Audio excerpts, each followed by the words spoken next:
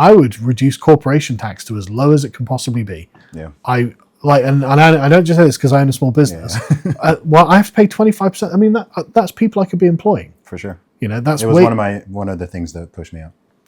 It's crazy. Additional things, raising it from 19 to 25. I was like, 19 was like 19 is bad enough anyway. 25 is like that's a quarter. Especially when Ireland is 12.5. Yeah. They're half of our corporation tax. Like, that's predatory. Mm-hmm. They're doing it because anyone who's got a YouTube channel knows you get paid from Google Ireland. Yep. You get paid from Twitter Ireland. Mm-hmm. Because they just sit offshore and it's very easy for them to operate in Britain. Yeah.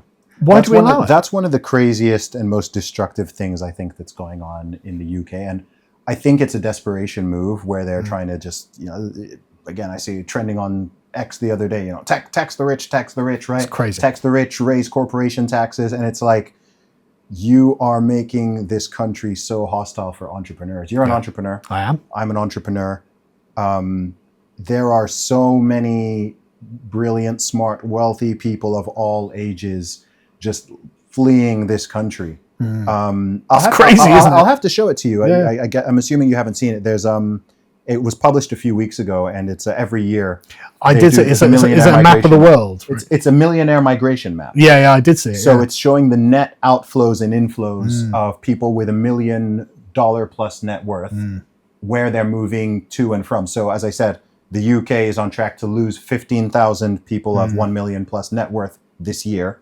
The USA, I think, is gaining about 5,000. I think the UAE is gaining about... No, I think the UAE is gaining even more than America, which is crazy considering the size of the country. Yeah. I think about 5,000 moving to the UAE. I think US gain is about 3,000. Australia gains about 3,000. China's losing, I think, 20-something thousand millionaires. So it's just interesting. We're in the same position as China. So you can see where the people who have money are going. And a lot of those people will be entrepreneurs. They will be business owners. There will be, I doubt actually that much of it is people who have just kind of like old money.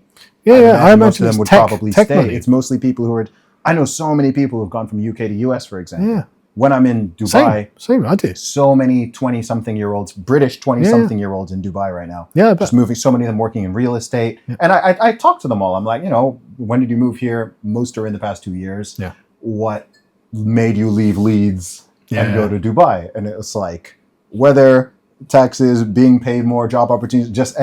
And one of the big things is just being somewhere that you can feel the upward trajectory. I feel like I'm somewhere which is going to be better in 5 years. The spirit of it. Than worse in 5 years. So with the UK, it's just like, how can that? It's almost like they're. I feel the same with California. It's like it almost feels like they're intentionally doing things that are going to drive away the very people you actually want to stay, who would start things and the people you want to tax and for employ people and. I think there's a real short-sightedness with it all. 100%. I think people forget sort of what the chain, the downstream chain is. So someone will think, "Oh, Carl's doing well. Let's just tax the crap out of him." Right? They're not literally Keir Starmer, right? Yeah, but they're not thinking. Okay, firstly, you have a family. Okay, and as you know, as an entrepreneur, like even when you're making money, I don't even have a family yet, right? But like money can disappear quite very quickly, right? Yeah. And you have costs. It's not like you're just Mr. CEO of Nike. Well, they act like you're Scrooge McDuck. Yeah, you've got a vault of wealth. Yeah, exactly. It's like, people don't understand. Businesses are not lakes; they're rivers. Yes. Money comes in and goes out, and it's it's always moving. It's never just sat in your business. Even the term net worth. Someone hears, "Oh, Elon Musk has $300 million net worth." They think he's got a vault. Yeah, exactly. No, they literally do. A vault with piles of cash in it. I've seen them literally reference it. Where they're like, "Well, look, a billionaire should never be able to own more than 999 million." It's like you don't understand. It's not liquid money. No, it's valuation. Anyway, I'm not. And you're employing people. The people you're employing probably also have families and so on. So it's like, okay, so if you're just like, let's lop off the head, metaphorically, of the person at the top who's... Everything's fine after that. Okay, now you've just... There might be 50, 100, 1,000 people downstream of that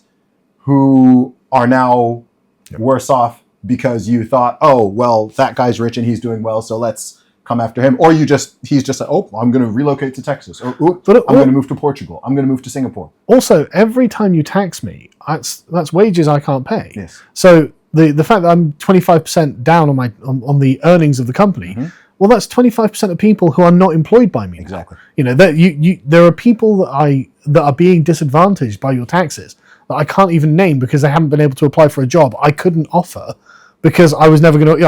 I can't afford that. Therefore, I'm not going to open up a position to do this or that or the other. There are so many opportunities. The whole thing is so negative. And if it was like, look, if we had zero corporation tax, you just tax the individuals, then you'd probably find that, it would be way more exciting for entrepreneurs to be here. It would draw people in from other countries. It would draw investment from other countries. If you allowed them in. If you allow, yeah. Well, But the thing is, well, like, it drives me crazy how, like, okay, yeah, we can never fix the weather, but the history of Britain and England, it's essentially, it could be like living in a Harry Potter novel. Yes. Like the young millennial types would be like, oh yeah, but I'd really like to live in that cozy civilization.